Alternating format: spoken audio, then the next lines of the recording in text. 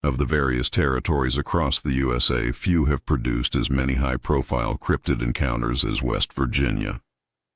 This mountainous region has been the backdrop for both the Flatwoods Monster and the Mothman sightings of the 1950s and 60s.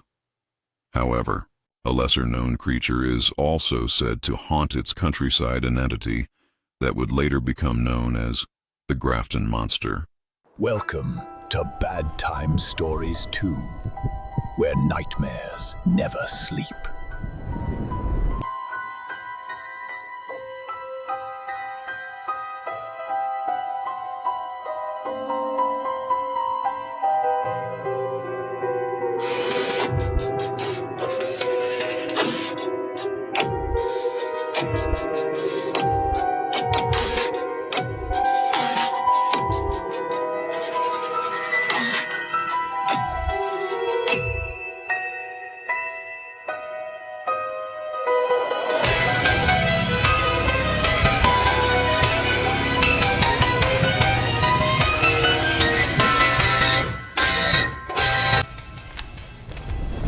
Welcome to Bad Time Stories 2.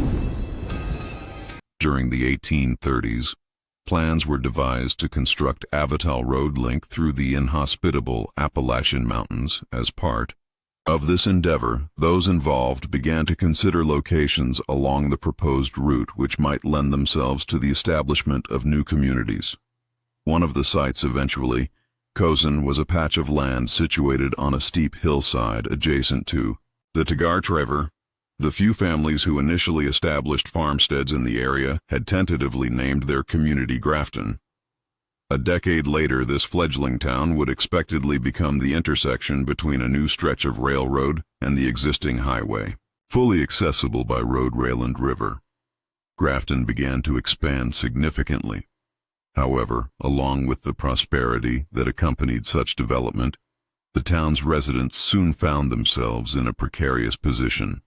Grafton's strategic importance made it the site of violent clashes during the American Civil War. Despite this, the years following that conflict heralded a period of unrestrained economic growth, which would continue for nearly a century, with numerous companies selecting the settlement as a place for keen investment by the 1950s. However, this prosperous era came to an end as both financial and environmental factors led to the widespread withdrawal of industry. This left the once thriving community shell of its former self marked by abandoned and dilapidated factories, and struggling to maintain its identity amidst the chaotic politics of the Cold War. It is fair to say that its residents were completely unprepared for an unexpected and haunting encounter, which would thrust them back into the national spotlight at roughly 11 p.m. on the 16th of June, 1964. A young man named Robert Cockrell was driving through the town making his way home from work. Cockrell, a reporter for the local newspaper known as the Grafton Sentinel, was eager to head straight to bed and get some sleep after working late at the paper's offices that evening. He had been traveling along Riverside Drive, not far from where Hellevad, but had to reduce his speed as the road ahead transitioned into a series of meandering bends. As the reporter was negotiating one of the sharper bends, he was suddenly forced to slam his foot on the brakes. The headlights of his vehicle illuminated the outline of a bulky figure standing in the middle of the carriageway, staring straight ahead. Cockrell could not quite believe his eyes as this lumbering creature ponderously continued its journey from one side of the road to the other, considering the size and shape of the shadow it cast. He had at first reasoned that the hulking frame must have belonged to a bear, but at the same time, he realized it was almost completely white, rather than the black or brown he would have expected to see. In addition, the vehicle headlights were reflecting off what appeared to be slick and almost oily pelt like that of a seal as opposed to the furry coat of a nursing mammal. Perhaps the most bizarre aspect of this creature was that no matter how much Hestered, the young reporter could not discern anything that remotely resembled a head situated anywhere at to its body. Instead, it appeared to possess A powerful set of upper arms and shoulders which emphasized an almost rectangular profile supported by two short and stocky legs. Seemingly unaware of either cockerel or the he was driving, the enormous being continued on its way regardless, emitting a shrill and high-pitched whistling sound as it did so, despite lacking any discernible mouth or other orifice which might have enabled it to produce such accommodation. Seconds later it was gone, pushing through the long grass at the side of the road and penetrating the tree line before disappearing from view for the next 30 seconds or so. Cockerel remained dumbfounded at the wheel of his car, his eyes flitting from the center of the road to the point where he had last seen the creature, his mind eventually made up. He turned the vehicle around and headed back into the center of the city in order to share the story of this encounter with two of his colleagues at first. Neither Jerry Moore nor Jim Mouser had been keen to assist their work, reasoning that he was merely overtired from the long day they had shared in the newsroom, but through his persistence, Cockerel was finally able to persuade both men to accompany him back to the location where he had seen the mysterious creature several minutes later. The trio found themselves standing out on the roadside surveying a trail of trampled floor and fur which led off into the woods. No sooner had they plucked up the courage to venture further through the tree line in pursuit of the strange entity than all three men suddenly stopped in their tracks. A strange and protracted whistling sound came from in amongst the trees ahead of them, accompanied by the snapping of twigs and branches underfoot. This commotion immediately prompted the three reporters to retreat to Cockerel's car and drive directly back to their offices, where they would remain until daybreak, debating with whether they should share the story of what they'd experienced with the rest of their community, having missed the deadline for publishing a fresh news story. Cockerel instead spent the day writing an article on his encounter with the creature before submitting it to his editor. Thus it was the following morning that the citizens of Grafton awoke to the news of a towering monster which had been seen lurking on the outskirts of their city. Far from the ridicule that Robert Cockerel had anticipated, he instead found himself besieged by requests for further detail about what he had experienced within days.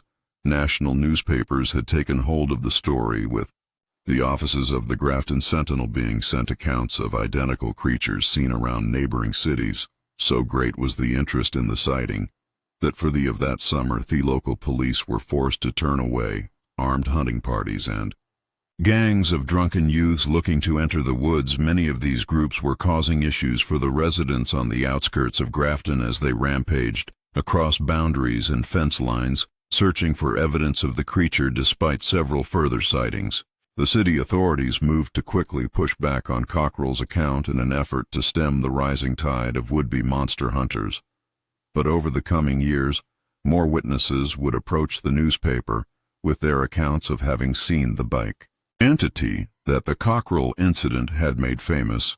During one such encounter, a father and son had been felling trees in a patch of woodland which was situated not far from Grafton city limits. As they had been coming towards the end of their task, the two dogs, which they had brought with them for company, had begun to bark uncontrollably, lowering their chainsaws.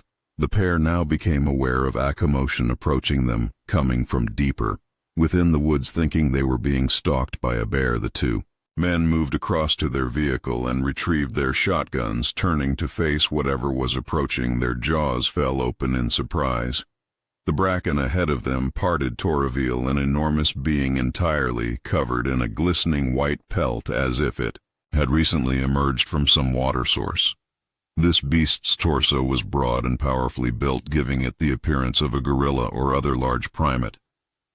But where there should have been a head, there was instead only a thick corpus of sinew and muscle. Taking in the creature reach's powerful frame and large hands, both men immediately cocked their weapons and took aim as their dogs continued to bark. They did not, however, open fire as it became increasingly clear that the towering interloper seemed to be completely unaware of their presence. It stood for a moment as if surveying the ground, despite having no eyes or ears. and then took a step forward, slowly covering the 50 yards. Between it and the two woodcutters, it moved past them and their animals, utterly oblivious to their watching eyes before. Then, moving out of sight into a thick patch of trees, the pair were left dumbfounded, whilst their dogs barked and held themselves hoarse beside them a decade later. During the mid-80s, police officers based in Grafton responded to reports of a disturbance at a local campsite. Upon their arrival, the deputies found several Good Samaritans huddled around a bedraggled camper who had obviously fallen into the water. As he slowly regained his composure, the shivering victim explained how he had decided to take a boat out on the nearby river to do a bit of night fishing. Over the next hour or so, he had gleefully netted a few sturgeon, pleased with his decision to fish, when there was nobody around to compete with. That was until he had felt something firm and unyielding bump heavily against the hull of the boat he had appropriated, leaning forwards to look down over the side. The fisherman could not see anything that might impede the boat's progress, only for the water behind him to suddenly explode in an upward torrent. The cause of this disturbance was a large and deathly pale figure, which was thrashing all around itself in a wild and seemingly distressed manner. Its huge fists hammered back and forth until they made contact with the side of the boat, which it immediately began to push down. Upon the force of this action caused the hull to quickly disappear beneath the surface of the water, sending its sole occupant into the river as he thrashed around and screamed for help, desperately trying to avoid drowning. The fisherman became aware of lights now being switched on in the nearby campsite. Meanwhile, the pale-skinned giant continued to grab and reach out around itself as if it was searching for him. As with the two woodcutters, it seemed unaware of any audible stimuli, as it didn't appear to react to his cries for help. It then moved off away from him until it disappeared from sight beneath the flowing water, seemingly satisfied with having sunk the boat, as if that had been the creature's goal. All along, the fisherman was rescued in short order by his fellow campers, who saw no sign of the boat he had been in, nor any evidence of his attacker, save for a few loose items left floating on the surface of the water, which slowly drifted away on the river's music.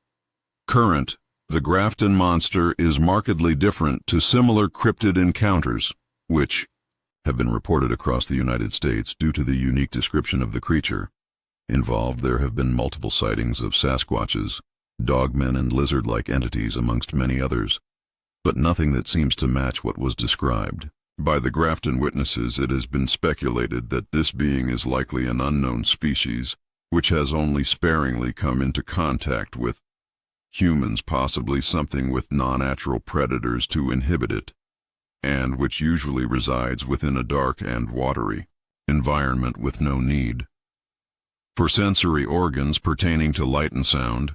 Others have theorized that the creature may well be an existing species, such as a bear, which has either been badly injured or mutated by an external factor. It is equally possible that the entity may indeed possess a head, but that the stress brought on by its monstrous appearance has affected the recall of those who have encountered it. This was certainly the belief during the initial reports of the encounter with Robert Cockrell's editors, believing he had seen someone pushing along a heavily laden handcart with the upper body and head of the pedestrian being obscured behind the load they were moving. They theorized that Cockrell's fatigued mind had instead constructed what he believed to be a headless creature. But there is one final hypothesis which is unlike any other we've explored in any of our previous episodes. It focuses upon the lack of an obvious head, or the need for one, and suggests that what was witnessed was, in fact, a golem. This is a type of being fashioned or created out of mud and clay by those of the Jewish faith and born into existence through religious belief. This would mean that it had no mind or consciousness of its own, and therefore lacks the trappings of an organic creature. It simply wanders the land long after the death of its creator, requiring neither sustenance nor rest in order to prolong its existence. Although sporadic reports of this headless creature have continued into recent times, they have steadily diminished since the initial wave experienced during the 1960s, a decade that was notorious for sightings of strange and unknown entities. This was perhaps largely due to thestresses exerted upon the population by the looming specter of possible nuclear war, which in turn created a need for distractions. We can only wait and see if the remains of a similar creature are ever recovered, either from below the waters of West Virginia's rivers and lakes, or deep within the boundaries of its woods and forests. Until then, we are left at the mercy of anecdotes and unending speculation.